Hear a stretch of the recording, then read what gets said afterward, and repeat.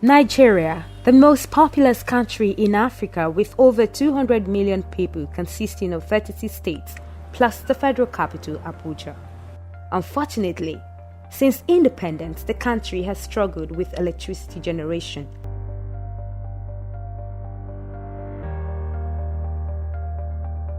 The power industry in Nigeria has metamorphosed in terms of nomenclature from Energy Commission of Nigeria to National Electric Power Authority and Power Holding Company of Nigeria without any significant achievement in what it is set up to do.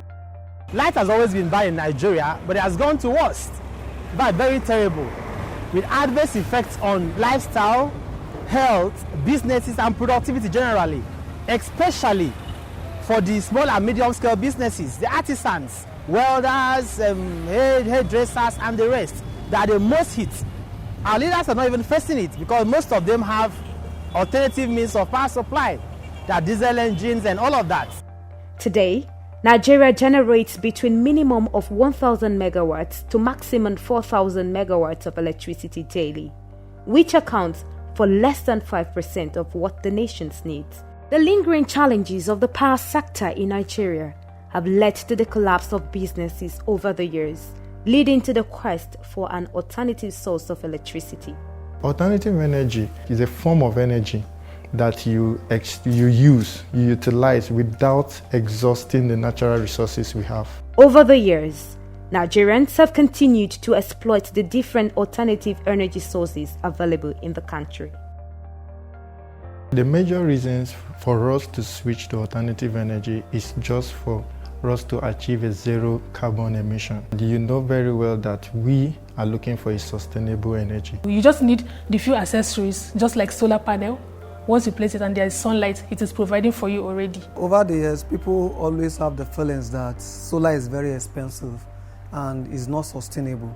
But that's quite not true. It's very, very sustainable. We have been using fossil fuel for several years right now, and that has caused a lot of damage to the atmosphere. So alternative energy comes in here, and this is why we need to go renewable. On an average, to power my generator, I spend 10 or 15,000 weekly. Then if you multiply by 4, that's for the month, is about 60,000. Then if you multiply by 12, you are running into hundreds of thousands already.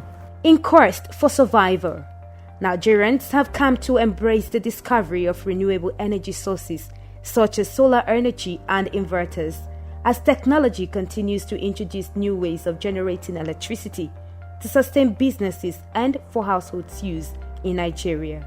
The first advantage is I've dealt with the issue of air pollution.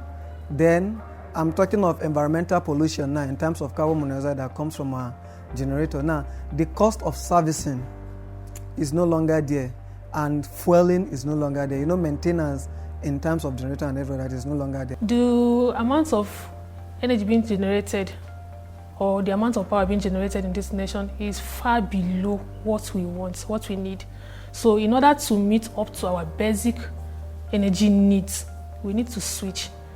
We need to look into other sources of energy, and we really need to invest into it. It's not okay for Nigerians to depend on just the national grid alone, because we can all attest to the fact that we don't even get the power supply we need.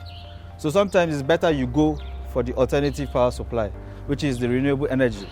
We have the sun 24/7, so you can, with the solar power, you are able to power your homes, your offices and everywhere. The use of solar systems in Nigeria is multidimensional, ranging from small-scale lighting, machine operation, food preservation and powering of small-scale businesses.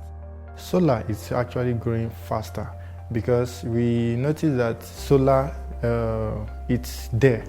It's always there. Every day you get them. But wind also have a restriction. You can't install wind turbine in some areas. There are new technologies. Before, we used to have the normal regular batteries. We shift to lithium batteries and more means of generating electricity. We've met people and then we've spoken to them about solar, but most of them feel like it's very expensive. But we have a solar power home system that even as low as a student can actually afford it. Over time, the cost of solar technology has fallen significantly, leading to a rise in its application as an alternative power source for barber shops, viewing centers, hotels, residential lighting, and other electrical fittings. You find out that if you spread the expenses across the number of years you are going to use it, you find out that it is actually worth it. If there is no wind, there is nothing for you. So that's why people are drifting to solar, because solar is one of the sustainable renewable energy we can use. Nigerians have lauded the efficacy of the solar home system and also reviewed that it is cost efficient and cheap to maintain. You know, you are working from home, or you are a business owner, or you are a farmer. All those things will not be challenge any longer for you, because basic challenge that people are having in this country and Africa at large is power challenge, and if you can solve it, it will enhance your business, aid your business, and also mental health and every other thing. With the fall of the grid, either there's power failure or the transformer is blowing up, one thing or the other.